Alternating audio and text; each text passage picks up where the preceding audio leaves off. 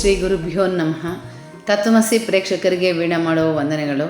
ಬನ್ನಿ ಈ ವಾರದ ರಾಶಿ ಭವಿಷ್ಯವನ್ನು ನೋಡೋಣ. ನಾನು ಮೊದಲನೇದಾಗಿ ಈ ವಾರದಲ್ಲಿ ನಡೆಯುವಂತಹ ಜ್ಯೋತಿಷ್ಯಪರವಾಗಿರುವಂತಹ 3 ಮುಖ್ಯ ದಿನಗಳ ಬಗ್ಗೆ ಹೇಳ್ತೀನಿ. ಮೊದಲನೇದು 23/12/24 ಕಾಲಭೈರವಾಷ್ಟಮಿ. ಇವತ್ತಿನ ದಿವಸ, ಇಂದಿನ 23ನೇ ತಾರೀಕಿನ ದಿವಸ ಯಾರ್ಯಾರಿಗೆ ದೃಷ್ಟಿ ಆಗಿದೆ ಅನ್ನೋಂಥ ಅನುಮಾನ ಇರುತ್ತೋ, ಅಥವಾ ಇನ್ನೊಬ್ಬರು ಕಣ್ಣು ನಮ್ಮ ಮೇಲೆ ಇದೆ, ನಮ್ಮ ಏಳಿಗೆನ ಅವರು ಸಂತೋಷ ಪಡ್ತಾ ಇಲ್ಲ ಅನ್ನುವಂಥ ಅನುಮಾನ ಇರುತ್ತೋ, ಅಥವಾ ನಮಗೆ ಇನ್ನೊಬ್ರು ಯಾರೋ ಮಾಡಿಸಿದ್ದಾರೆ, ನಮಗೆ ನೆಗೆಟಿವ್ ಎಫೆಕ್ಟ್ ಬ್ಲ್ಯಾಕ್ ಮ್ಯಾಜಿಕ್ ಮಾಡಿಸಿದ್ದಾರೆ ಅನ್ನುವಂಥ ಅನುಮಾನ ಇರುತ್ತೆ. ಇಂಥವರೆಲ್ಲರೂ ಇವತ್ತಿನ ದಿವಸ ಕಾಲಭೈರವಾಷ್ಟಮಿ ದಿವಸ ಹೋಗಿ ಕಾಲಭೈರವನ ದರ್ಶನ ಮಾಡಿ ಪ್ರಾರ್ಥನೆ ಮಾಡೋದ್ರಿಂದ ನಿಮಗಿರೋಂಥ ಪ್ರಾಬ್ಲಮ್ಸ್ಗೆಲ್ಲ ಉಪಶಮನ ಆಗುತ್ತೆ. ನೆಕ್ಸ್ಟು 28/12/24 ಇವತ್ತಿನ ವಿಶೇಷ ಏನು ಅಂದರೆ, ಇದು ಶನಿ ತ್ರಯೋದಶಿ ಅಂತ ಕರಿತೀವಿ. ಶನಿವಾರ ತ್ರಯೋದಶಿ ಬಂದರೆ ಅವತ್ತಿನ ದಿವಸನ ಶನಿ ತ್ರಯೋದಶಿ ಅಂತ ಕರಿತೀವಿ. ಈ ಶನಿ ತ್ರಯೋದಶಿ ದಿವಸ ಶನಿಕಾಟ ನಡೀತಾ ಇರೋರಾಗಲಿ, ಅರ್ಧಾಷ್ಟಮ ಶನಿ ಇರೋರು, ಪಂಚಮ ಶನಿ ಇರೋರು, ಈ ರಾಶಿಯವರೆಲ್ಲ ಎಳ್ಳೆಣ್ಣೆಯನ್ನು ಈಶ್ವರನ ಗುಡಿಗೆ ದಾನ ಮಾಡೋದ್ರಿಂದ ಸ್ವಲ್ಪ ಮಟ್ಟಿಗೆ ಉಪಶಮನ ಆಗಬಹುದು. ನೆಕ್ಸ್ಟು 30ನೇ ತಾರೀಕು 12/24 ಇದು ಕೇತು ಜಯಂತಿ ಅಥವಾ ಸೋಮವಾರ ಅಮಾವಾಸ್ಯೆ ವ್ರತ ಮಾಡಿದ್ರೆ ಗುರುಬಲ ಹೆಚ್ಚಾಗತ್ತೆ. ನಿಮಗೆ ಮಕ್ಕಳು ಆಗದಲ್ಲೇ ಇರೋರಿಗೆ ಮಕ್ಕಳಾಗೋದಾಗಲಿ, ಅಥವಾ ಮದುವೆ ಆಗದಲ್ಲೇ ಇರೋರಿಗೆ ಮದುವೆ ಆಗೋವಂಥದ್ದಾಗಲಿ, ಅಥವಾ ಮನೆಯಲ್ಲಿ ಶುಭ ಸಮಾರಂಭಗಳಾಗೋದಾಗಲಿ, ಗುರುಬಲ ಎಲ್ಲದಕ್ಕೂ ಬೇಕು. ಚೆನ್ನಾಗಿ ಓದಬೇಕು ಅಂದ್ರೂ ಗುರುಬಲ ಬೇಕು. ಸೊ ಈ ಗುರುಬಲ ಬರಬೇಕು ಅಂತಂದರೆ 30/12/24 ನೀವು ಈಶ್ವರನ ಗುಡಿಗೆ ಹೋಗಿ ಸಾಯಂಕಾಲ ಈಶ್ವರನ ದರ್ಶನ ಮಾಡಿ, ಅಥವಾ ಯಾರು ಸೋಮವಾರ ಅಮಾವಾಸ್ಯೆ ವ್ರತ ಮಾಡ್ತಾರೋ ಅವ್ರ ಪೂಜೆಯಲ್ಲಿ ಭಾಗವಹಿಸಿ ಪ್ರಸಾದ ತಗೊಳ್ಳಿ, ನಿಮಗೆ ಸಾಕಷ್ಟು ಅನುಕೂಲ ಆಗುತ್ತೆ. ಮೊದಲನೇದಾಗಿ ನಾನು ಗ್ರಹಗಳ ಸಂಚಲನೆ ಯಾವ ಥರ ಇದೆ, ಅಥವಾ ಆ ಗ್ರಹಗಳ ಸಂಚಲನೆ ಯಾವ ರಾಶಿಗೆ ಯಾವ ಥರ ಪ್ರಭಾವ ಬೀರುತ್ತೆ ಅನ್ನೋದ್ರ ಬಗ್ಗೆ ಇವತ್ತು ಡಿಸ್ಕಸ್ ಮಾಡ್ತೀನಿ. ಗ್ರಹಗಳ ಸಂಚಲನೆ, ಗುರು ವೃಷಭ ರಾಶಿಯಲ್ಲಿ ಸಂಚಲನ ಮಾಡ್ತಾ ಇದ್ದಾನೆ, ಕುಜ 4ರಲ್ಲಿ, ಹಾಗೂ ಕೇತು ಕನ್ಯಾ ರಾಶಿಯಲ್ಲಿ, ಬುಧ ವೃಶ್ಚಿಕ ರಾಶಿಯಲ್ಲಿ, ರವಿ ಚಂದ್ರ ಧನಸ್ಸು ರಾಶಿಯಲ್ಲಿ, ಶುಕ್ರ ಶನಿ 2 ಕುಂಭರಾಶಿಯಲ್ಲಿ, ಕೊನೆಯದಾಗಿ ರಾಹು ಮೀನರಾಶಿಯಲ್ಲಿ ಸಂಚಾರ ಮಾಡ್ತಾ ಇದ್ದಾರೆ. ಮೇಷರಾಶಿ ಮೇಲೆ ಯಾವ ರೀತಿ ಇರುತ್ತೆ ಅನ್ನೋದ್ರ ಬಗ್ಗೆ ವರ್ಣಿಸ್ತೀನಿ. ಮೊದಲನೇದಾಗಿ ನೀವು ಈ ವಾರದಲ್ಲಿ ಮಿಶ್ರ ಫಲಗಳನ್ನು ಕಾಣ್ಬೋದು. ಮಿಶ್ರ ಫಲಗಳು ಅಂದರೆ ಒಂದಷ್ಟು ಒಳ್ಳೆಯದು ಆಗುತ್ತೆ, ಒಂದಷ್ಟು ಕೆಟ್ಟದ್ದೂ ಆಗುತ್ತೆ. ಸೊ ಅನಾವಶ್ಯಕವಾದಂಥ ಖರ್ಚು, ಉದಾಹರಣೆಗೆ ಹೇಳಬೇಕು ಅಂದರೆ, ಮೇಷರಾಶಿಯವರು ಎಷ್ಟು ದುಡ್ಡು ಕೂಡಿಡಬೇಕು ಅಂತ ಹೋದ್ರೂ ಅವ್ರು ಜಾಸ್ತಿ ಕೂಡಿಡೋಕ್ಕಾಗಲ್ಲ. ಪ್ಲ್ಯಾನ್ ಜಾಸ್ತಿ ಇರುತ್ತೆ, ಅದನ್ನು ಆಚರಣೆ ಮಾಡೋದು ತುಂಬ ಕಡಿಮೆ ಆಗೋಗುತ್ತೆ. ಅದಕ್ಕೆ ತಕ್ಕನಂಗೆ ಈ ಗ್ರಹ ಬಲ ಕೂಡ ಈ ವಾರ ಅದೇ ಥರ ಇದೆ. ಇವ್ರಿಗೆ ಗುರು 2ರಲ್ಲಿ ಸಂಚಾರ ಮಾಡ್ತಾ ಇರೋದ್ರಿಂದ ಹಣದ ತೊಂದರೆ ಏನಿರಲ್ಲ, ಬಂದಿರೋ ದುಡ್ಡು ಹಾಗಂಗೆ ಖರ್ಚಾಗ್ತಾ ಇರುತ್ತೆ. ಸ್ನೇಹಿತರಿಂದ ಹಣ ನಷ್ಟವಾಗುವಂಥ ಚಾನ್ಸಸ್ ಇದೆ. ಸೊ ಸುಮ್ಮನೆ ಶ್ಯೂರಿಟಿ ಯಾರಿಗೂ ಹಾಕಬೇಡಿ. ಆರೋಗ್ಯದ ಸಮಸ್ಯೆ ಬರಬಹುದು, ಸಣ್ಣ ಪುಟ್ಟ ಆರೋಗ್ಯದ ಸಮಸ್ಯೆ ಅಂದರೆ ಜ್ವರ, ಕಫ ತುಂಬಿಕೊಳ್ಳೋವಂಥದ್ದು, ಅಥವಾ ಶೀತದ ಪ್ರಭಾವದಿಂದ ಕಿವಿಯ ಮೇಲೆ ಬರುವಂಥ ತೊಂದರೆ ಆಗಿರಲಿ, ಮೈಕೈ ನೋವು ಮುಂತಾದ ಸಮಸ್ಯೆಗಳು ಈ ವಾರದಲ್ಲಿ ನೀವು ನೋಡಬಹುದು. ಸೊ ಇದಕ್ಕೆ ರೆಮಿಡಿ ಅಂದರೆ ಸೂರ್ಯ ನಮಸ್ಕಾರ ಹಾಕಿ. ಸೂರ್ಯ ನಮಸ್ಕಾರ ಅಂದರೆ ನಾನು ಕರೆಕ್ಟಾಗಿ ಹೇಳ್ತೀನಿ, ಯೋಗದಲ್ಲಿ ಬರುವಂಥ ಸೂರ್ಯ ನಮಸ್ಕಾರ 12 ಸೂರ್ಯ ನಮಸ್ಕಾರನ ಹಾಕಬೇಕು. ಆಮೇಲೆ ಸುಬ್ರಹ್ಮಣ್ಯನ ಆರಾಧನೆ ಮಾಡಬೇಕು. ಇದರಿಂದ ನಿಮಗೆ ಬರುವಂಥ ಈ ತೊಂದರೆಗಳಿಂದ ಪಾರಾಗಬಹುದು. 2ನೇದು ವೃಷಭ ರಾಶಿ. ವೃಷಭ ರಾಶಿಯವರಿಗೆ ಮಾನಸಿಕ ಸ್ಥಿತಿ ಸರಿ ಇರಲ್ಲ. ನೀವು ಯಾಕೆ ಅಳ್ತಾ ಇದ್ದೀರಾ ಅಂತ ನಿಮಗೆ ಗೊತ್ತಾಗಲ್ಲ. ನೀವು ಅಂದ್ಕೊಂಡಿರೋಂಥ ಥರ, ಅಂದರೆ ನೀವು ಪ್ಲ್ಯಾನ್ ಮಾಡ್ಕೊಂಡಿರೋ ಥರ ನಿಮ್ಮ ಕೆಲಸಗಳನ್ನ ನೀವು ಬೇಗ ಮಾಡೋಕ್ಕೆ ಆಗಲ್ಲ. ಆಮೇಲೆ ಖರ್ಚು ಜಾಸ್ತಿ ಆಗುತ್ತೆ. ಕೆಲಸ ಮಾಡುವವರಿಗೆ ಒತ್ತಡ ಜಾಸ್ತಿ. ನೋಡಿ, ಕೆಲಸ ಮಾಡಬೇಕು ಅಂತಂದರೆ ಮಾಡ್ಬೋದು, ಆದರೆ ಒಂದು ಪ್ಲ್ಯಾನ್ ಪ್ರಕಾರ ಮಾಡ್ಕೊತ ಹೋಗ್ಬೋದು. ಆದರೆ ಒಂದು ಮುಗಿಯೋದ್ರೊಳಗಾಗಿ ಇನ್ನೊಂದು 2-3 ಕಡೆ ಒಂದೇ ಥರ ಕಾನ್ಸಂಟ್ರೇಟ್ ಮಾಡಿ ಮಾಡಬೇಕು ಅಂದರೆ ಕಷ್ಟ ಆಗುತ್ತೆ. ಸೊ ಈ ಥರ ಅಂತ ಈ ಕಷ್ಟದ ಸಮಯಗಳನ್ನ ನೀವು ಇವಾಗ ಕಾಣ್ತಾ ಇರ್ತೀರ. ಸೊ ಏನಿದ್ರು ಧೈರ್ಯದಿಂದ ಮುಂದುವರಿಯೋ ಪ್ರಯತ್ನ ಮಾಡಿ. ಅಣ್ಣ ತಮ್ಮಂದ್ರ ಹತ್ರ, ಬಂಧು ಬಳಗದ ಹತ್ರ ಎಲ್ಲ ಸಂಬಂಧ ಚೆನ್ನಾಗಿರುತ್ತೆ. ಸಂಬಂಧಗಳಿಗೆಲ್ಲ ತೊಂದರೆ ಆಗಲ್ಲ. ವಿದ್ಯಾರ್ಥಿಗಳಿಗೆ ಅನುಕೂಲಕರವಾದ ಸಮಯ ಅಲ್ಲ. ವಿದ್ಯಾರ್ಥಿಗಳಿಗೆ ಅನುಕೂಲಕರವಾದ ಸಮಯ ಅಲ್ಲ ಅಂತಂದರೆ ನೀವು ಭಾಳ ಹೊತ್ತು ಕೂತ್ಕೊಂಡು ಓದಬೇಕಾಗತ್ತೆ. ಹೆಚ್ಚಿನ ಕಾನ್ಸಂಟ್ರೇಟ್ ಮಾಡಬೇಕು ಅಂದರೆ ಟಿ ವಿ ಹಾಕ್ಕೊಂಡು ಓದೋದು, ಈ ಥರದ್ದೆಲ್ಲ ಮಾಡೋಕ್ಕೆ ಹೋಗಬಾರ್ದು. ಆಮೇಲೆ ಗುರುಬಲ ಕಡಿಮೆ ಇರೋದ್ರಿಂದ ನೀವು ಗುರುವಾರದಂದು ರಾತ್ರಿ ಉಪವಾಸ ಮಾಡಿ ರಾಘವೇಂದ್ರ ಸ್ವಾಮಿ ದರ್ಶನ ಮಾಡಬೇಕು. ಶನಿವಾರ ಆಂಜನೇಯ ಸ್ವಾಮಿಯ ದರ್ಶನ ಮಾಡಬೇಕು, ಅಥವಾ ದಕ್ಷಿಣಾಮೂರ್ತಿ ಸ್ತೋತ್ರ ಪಠನೆ ಮಾಡೋದ್ರಿಂದ ಕೂಡ ನಿಮಗೆ ಈ ಗುರುವಿಂದ ಬರುವಂಥ ಕೆಲವು ನೆಗೆಟಿವ್ ಎಫೆಕ್ಟ್ಸ್ ಕಡಿಮೆ ಆಗಿ ವಿದ್ಯಾರ್ಥಿಗಳಿಗೆ ಅನುಕೂಲ ಆಗುತ್ತೆ. ಮಿಥುನ ರಾಶಿಯವರಿಗೆ ಸಮಯ ಸ್ವಲ್ಪ ಗಂಭೀರವಾಗಿದೆ. 12ರಲ್ಲಿ ಗುರು ನಿಮಗೆ ಶುಭ ಫಲಗಳನ್ನು ಕೊಡಲ್ಲ. ಸೊ ಕುಟುಂಬದಲ್ಲಿ ಕಲಹಗಳು, ಕೆಲಸ ಮಾಡೋ ಜಾಗದಲ್ಲಿ ಅಸಮಾಧಾನ, ನಿಮ್ಮ ಕೋಪವನ್ನು ನೀವು ಹತೋಟಿಯಲ್ಲಿಡಬೇಕು. ನಿಮ್ಮ ಟೈಮ್ ಸರಿ ಇಲ್ಲದಿದ್ದರೆ ಎಲ್ಲ ಕಡೆಯಿಂದನೂ ನಿರುತ್ಸಾಹ ಎದುರಾಗತ್ತೆ, ಗಮನದಲ್ಲಿರಲಿ. ಕುಟುಂಬ ಸಭ್ಯರ ಅನಾರೋಗ್ಯದಿಂದ ಬಳಲಿಕೆ, ದುಡ್ಡು ಖರ್ಚು. ನಿಮ್ಮ ವೃತ್ತಿಯಲ್ಲಿ ನಿಮಗೆ ನೈಪುಣ್ಯತೆ ಇರುತ್ತೆ, ಅದು ಎಲ್ಲರಿಗೂ ಗೊತ್ತು, ನಿಮ್ಮ ಓನರ್ಗಳಿಗೂ ಗೊತ್ತು ನಿಮಗೆ ನೈಪುಣ್ಯತೆ ಇದೆ ಅಂತ. ಆದರೂ ಈ ಸಮಯದಲ್ಲಿ ನಿಮಗೆ ಅಷ್ಟು ನೈಪುಣ್ಯತೆಯಿಂದ ಕೆಲಸ ಮಾಡೋಕ್ಕೆ ಆಗಲ್ಲ. ಇಷ್ಟ ಇಲ್ಲದಿರುವಂಥ ಪ್ರಯಾಣ ಮಾಡಬೇಕಾಗಿ ಬರುತ್ತೆ. ಹೊರಗಡೆ ತಿಂದಿರುವ ಆಹಾರ ಪದಾರ್ಥಗಳಿಂದ ತೊಂದರೆ ಉಂಟಾಗಬಹುದು. ಸೊ ಸಾಧ್ಯವಾದಷ್ಟು ಮನೆಯಲ್ಲಿ ಮಾಡಿರೋಂಥ ಆಹಾರ ಪದಾರ್ಥಗಳನ್ನೇ ತಿನ್ನಿರಿ. ಹೊರಗಡೆ ತಿನ್ನಬೇಕು ಅನ್ನೋದನ್ನು ಒಂದು ಸ್ವಲ್ಪ ಕಂಟ್ರೋಲ್ ಮಾಡ್ಕೊಳ್ಳಿ. ತುಂಬ ಉಷ್ಣದ ಆಹಾರ ಅಥವಾ ನಾನ್ ವೆಜ್ಗಳನ್ನ ತಿನ್ನೋಕ್ಕೆ ಹೋಗಬೇಡಿ, ಅವಾಯ್ಡ್ ಮಾಡಿ. ಸೂರ್ಯ ನಮಸ್ಕಾರ ಮಾಡಿ, ಗಣಪತಿ ಪೂಜೆ ಮಾಡಿ, ಸ್ವಲ್ಪ ಮಟ್ಟಿಗೆ ನಿಮಗೆ ಉಪಶಮನ ಸಿಗತ್ತೆ. ಕಟಕ ರಾಶಿ, ನೀವು ಎಷ್ಟು ಶ್ರಮಪಟ್ಟು ಕೆಲಸ ಮಾಡಿದರೂ ಸಿಟ್ಟಿನಿಂದ ನೀವು ಆಡುವ ಮಾತು ಇತರರಿಗೆ ನಿಮ್ಮ ಮೇಲೆ ಕೆಟ್ಟ ಅಭಿಪ್ರಾಯ ಬರುವಂತೆ ಮಾಡುತ್ತದೆ. ಮಾತಾಡಬೇಕಾದ್ರೆ ಸ್ವಲ್ಪ ಗಮನದಲ್ಲಿರಲಿ. ನಿಮಗೆ ಕೆಲಸದ ಒತ್ತಡ ಜಾಸ್ತಿ.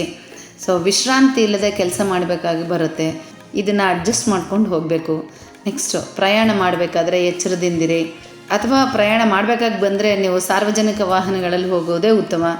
ಕರೆಂಟ್ ಶಾಕ್ ಕೊಡುವಂಥ ಸಾಧ್ಯತೆ ಇದೆ. ಸೊ ಮಳೆ ಬಂದಿರುವಂಥ ಸ್ವಿಚ್ಗಳನ್ನ ಮುಟ್ಟೋದು ಈ ಥರ ಮಾಡೋಕ್ಕೆ ಹೋಗಬೇಡಿ, ಕರೆಂಟ್ ಶಾಕ್ ಆಗುವಂಥ ಸಾಧ್ಯತೆ ಇದೆ.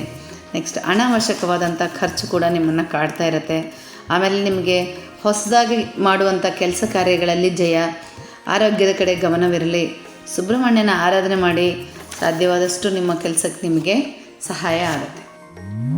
ಸಿಂಹರಾಶಿಯವರು ಯಾವಾಗಲೂ ಕಡಿಮೆ ಕೆಲಸ ಮಾಡೋದು, ಜಾಸ್ತಿ ಲಾಭ ತಗೊಳ್ಳೋದು ಪ್ಲ್ಯಾನ್ ಮಾಡ್ತಾ ಇರ್ತಾರೆ. ಆದರೆ ಈ ಸಲ ಇವರು ಯಾವ ಥರ ಪ್ಲ್ಯಾನ್ ಮಾಡಿದ್ರೂ ಇವ್ರ ಕೆಲಸ ಬೇಗ ನಡೆಯಲ್ಲ, ಸಾಧ್ಯ ಇಲ್ಲ. ಸೊ ಅಸಮಾಧಾನದನೇ ಉಂಟಾಗತ್ತೆ. ಹಣ ನಷ್ಟವಾಗುವಂಥ ಸಾಧ್ಯತೆ ಇದೆ.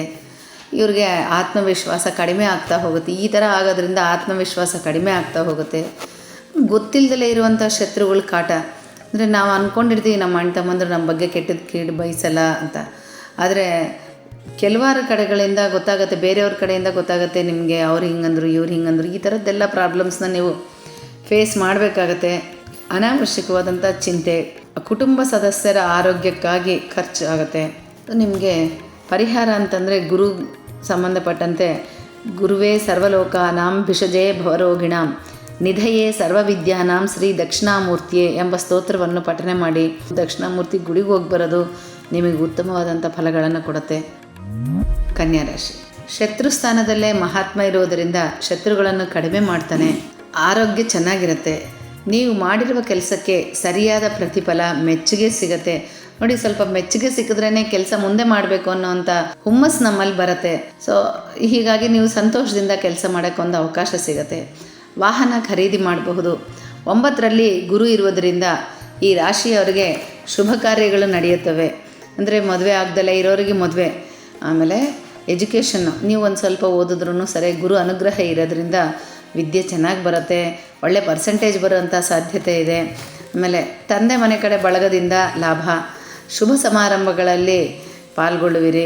ಅನಾವಶ್ಯಕ ಪ್ರಯಾಣ ಮಾಡುವಿರಿ. ನಿಮಗೆ ಗೊತ್ತೇ ಇರಲ್ಲ ನಾನು ಯಾಕೆ ಈ ಥರ ತಿರುಗ್ತಾ ಇದ್ದೀನಿ ಅಂತ. ಅಂತೂ ಸುತ್ತಾ ಇರ್ತೀರ ಒಂದಲ್ಲ ಒಂದು ಕಡೆಗೆ. ಸೊ ನೆಕ್ಸ್ಟು, ಒಡ ಹುಟ್ಟಿದವರ ಜೊತೆ ಜಗಳವಾಡುವಂಥ ಸಾಧ್ಯತೆ ಇದೆ. ಸೊ ಮಾತು ಬೆಳ್ಸೋಕ್ಕೆ ಹೋಗಬೇಡಿ. ನಾವು ಸಂಬಂಧಗಳನ್ನ ಬಿಟ್ಟು ಬದುಕೋಕ್ಕಾಗಲ್ಲ.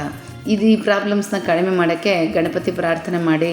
ಫಲಾಶ ಪುಷ್ಪ ಸಂಕಾಶಂ ತಾರಕಾಗ್ರಹ ಮಸ್ತಕಂ ರೌದ್ರಂ ರೌದ್ರಾತ್ಮಕಂ ಘೋರಂ ತಂ ಕೇತುಂ ಪ್ರಣಮಾಮ್ಯಹಂ ಅನ್ನುವಂಥ ಕೇತುಗೆ ಸಂಬಂಧಪಟ್ಟಂಥ ಈ ಎರಡೇ ಎರಡು ಲೈನ್ ಇರೋಂಥ ಪದ್ಯಗಳನ್ನ ಜಪಿಸಿ ನಿಮಗಿರುವಂಥ ಈ ಪ್ರಾಬ್ಲಮ್ಸ್ ಕಡಿಮೆ ಆಗುತ್ತೆ.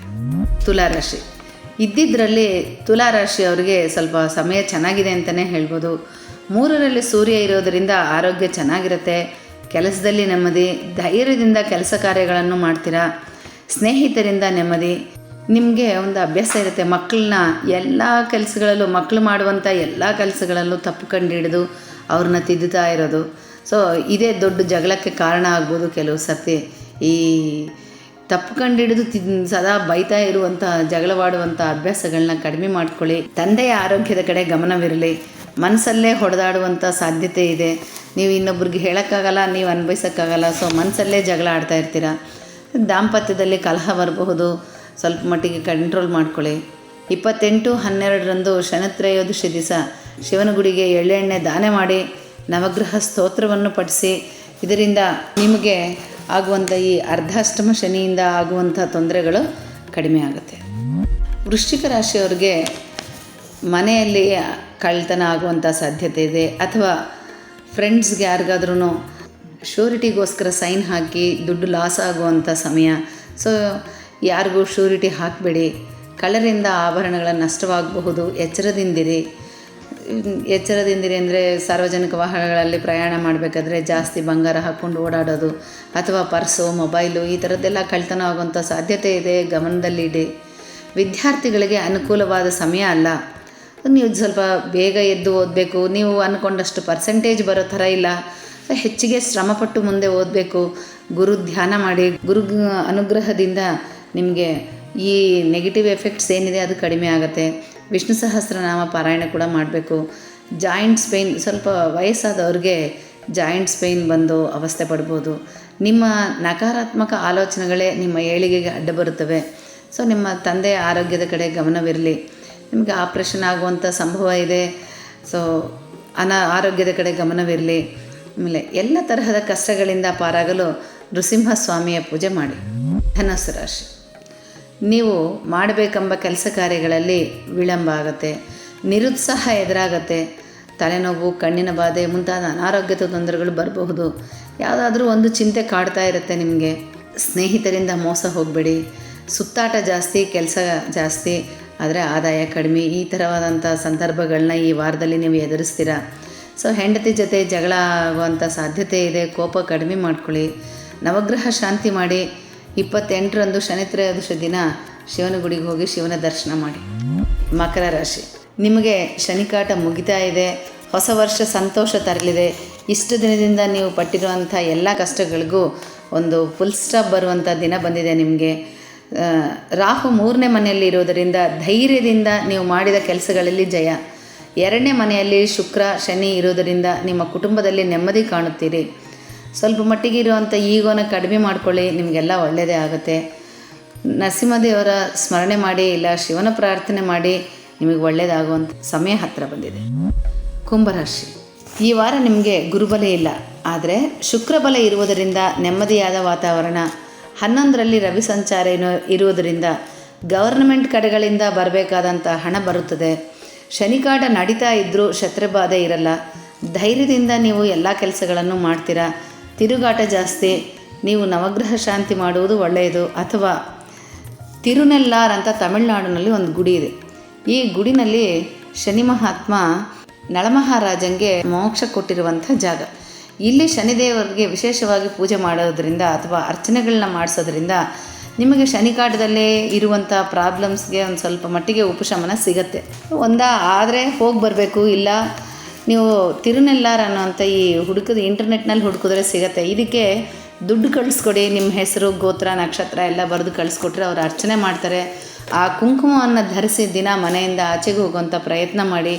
ಇದರಿಂದ ನಿಮಗೆ ಸ್ವಲ್ಪ ಮಟ್ಟಿಗೆ ಶನಿಕಾಟದಿಂದ ಬರುವಂಥ ಪ್ರಾಬ್ಲಮ್ಸ್ ಕಡಿಮೆ ಆಗುತ್ತೆ. ಮೀನರಾಶಿ, ಈ ಮೀನರಾಶಿಯಲ್ಲಿ ಜನಿಸಿದವರಿಗೆ ಲಗ್ನದಲ್ಲೇ ರಾಹು ಇರೋದರಿಂದ ನೀವು ತುಂಬ ಸ್ವಾರ್ಥದಿಂದ ಯೋಚನೆ ಮಾಡ್ತೀರಾ. ತಂದೆ ತಾಯಿಯಿಂದ ದೂರ ಹೋಗುವಂಥ ಸಮಯ. ಆಕ್ಸಿಡೆಂಟ್ ಆಗುವ ಸಾಧ್ಯತೆ ಇದೆ, ಹುಷಾರಾಗಿರಿ. ಕೆಲಸ ಮಾಡ್ತಾಯಿದ್ರೂ ಕೆಲಸ ಹೋಗುತ್ತೇನೋ ಅನ್ನೋವಂಥ ಭಯ, ಅಥವಾ ಚೆನ್ನಾಗಿ ಓದ್ತಾ ಇದ್ರೂ ಪರ್ಸೆಂಟೇಜ್ ಬರಲ್ವೇನೋ ಎಂಬಂಥ ಭಯ. ಈ ರೀತಿ ಎಲ್ಲ ವರ್ಗದವರೆಗೂ ಯಾವುದೋ ಒಂಥರ ಭಯ ಕಾಡ್ತಾ ಇರುತ್ತೆ. ಸೊ ಶನಿತ್ರಯೋದಶಿ ಆಚರಣೆ ಮಾಡಿ, ಎಳ್ಳೆಣ್ಣೆ ದಾನ ಮಾಡಿ, ದುರ್ಗಾದೇವಿಯ ದರ್ಶನ ಮಾಡಿ, ಎಲ್ಲ ಒಳ್ಳೆಯದಾಗತ್ತೆ. ಶುಭ ವೀಕ್ಷಕರೇ, ನಮಸ್ಕಾರ.